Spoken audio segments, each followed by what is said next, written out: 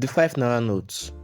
Rush hour in Lagos and you're cramped in a sweaty bus on your way home. Suddenly, the bus screeches to a halt and the stern-faced conductor blocks your path. You know that look. Owoda. But then a smooth voice cuts through the tension. It's Alhaji Sir Abubakar Tafawa Balewa on the 5 naira note, staring back at you with a charming smile. He was Nigeria's first and only prime minister. At some point in his life, he was also a teacher. So it's kind of like if your high school principal decided to run the country. Balewa was all about unity and education, which are pretty important if you're trying to keep a new nation from tearing itself apart. His voice, legendary for its persuasive power, could talk his way out of anything.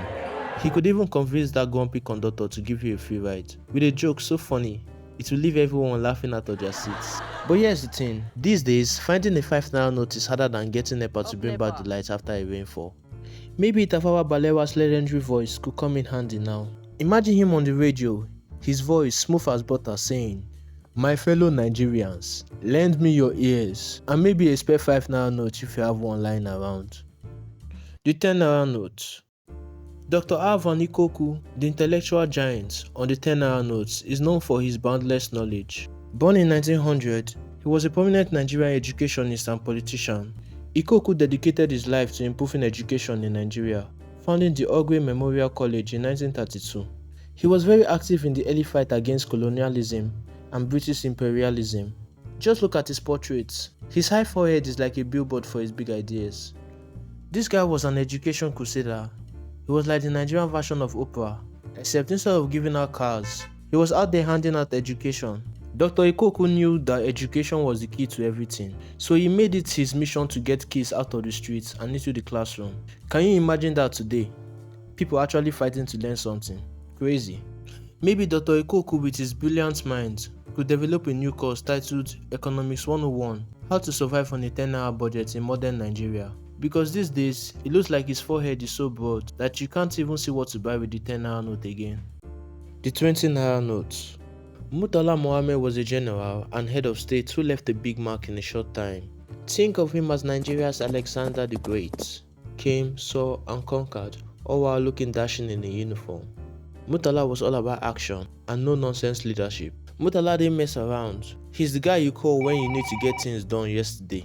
Check out his intense gaze. It's almost like he can see right through your lame excuses. As Nigeria's head of state from 1975 until his assassination in 1976, Murtala is remembered for his bold reforms and commitment to anti-corruption.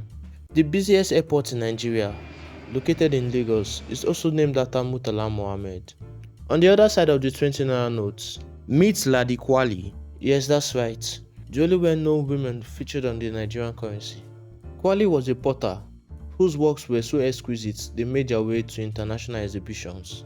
She took traditional Nigerian pottery to the global stage, proving that art can be both a cultural treasure and a ticket to worldwide acclaim. The 50 naira note. The 50 naira note is as diverse as the Nigerian jollof rice, full of different ingredients, all delicious. The 50 naira note is unique because it doesn't feature a single person. Instead, it's like a group photo of Nigeria's cultural heritage, highlighting major groups like the Hausa, Yoruba, and Igbo. The woman in the group symbolizes the middle belt. It's like when you get your whole family together for a photo, and everyone actually looks happy. You know it's rare, but when it happens, it's magic. The 50 naira note is a celebration of unity and togetherness. But these days, unity might be the only thing a 50 naira note can buy. Maybe if they all chipped in, they could collectively afford a bottle of Coke. But that's like 200 naira. And Coke should be like 350 now. But that's just a thought.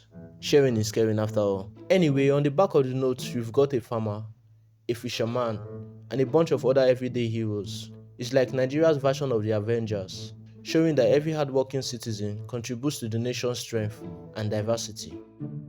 The 100 naira note. You see this serious looking man? That's Chief Obafemi Awolowo, often rocking those legendary round glasses. This man wasn't just a style icon.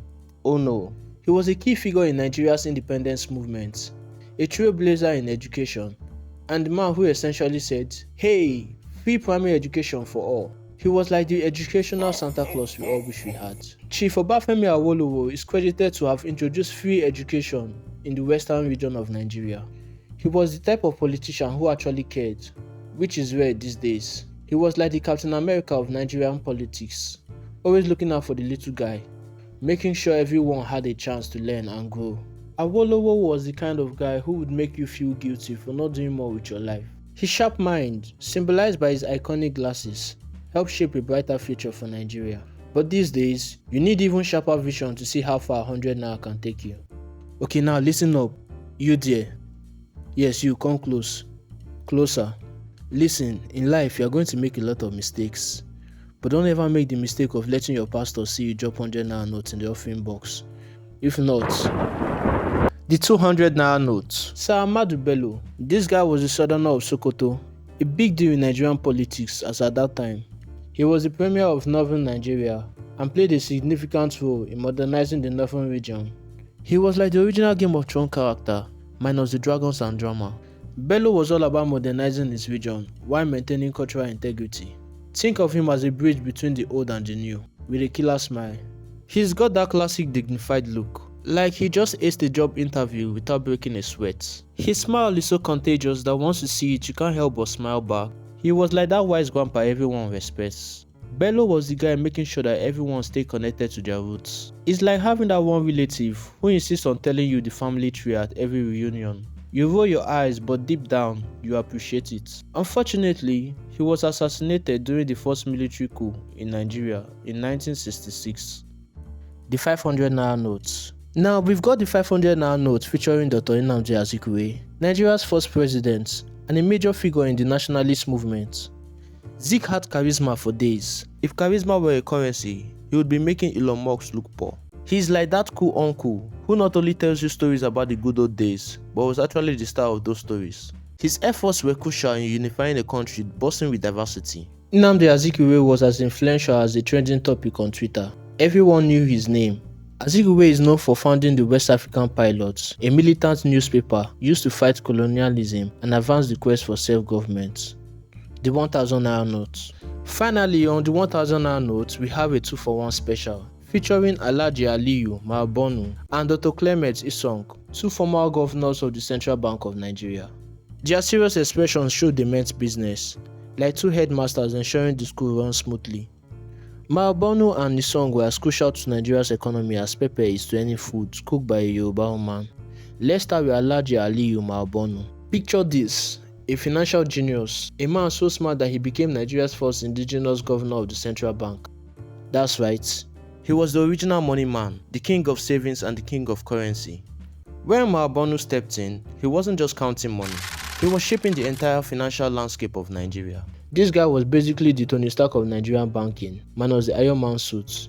He had a vision for the country's financial future and the brains to make it happen. And then there's Dr. Clement Isong. If Maabonu was Tony Stark, Isong was like Bruce Wayne. Only instead of fighting crime, he was fighting for fiscal stability and good governance. Dr. Clement Isong, on the other hand, wasn't just a governor of the central bank, but also a former governor of Cross River State. It's like having the financial wisdom of Dangote and the influence of a well-respected Yoruba chief, all rolled into one note. Isong was a man of vision and action, a rare combination that made him a beloved figure in both the financial and political arenas. In a way, these men were the financial wizards of their time, making sure Nigeria didn't go broke and ensuring that Nigeria's economy could thrive.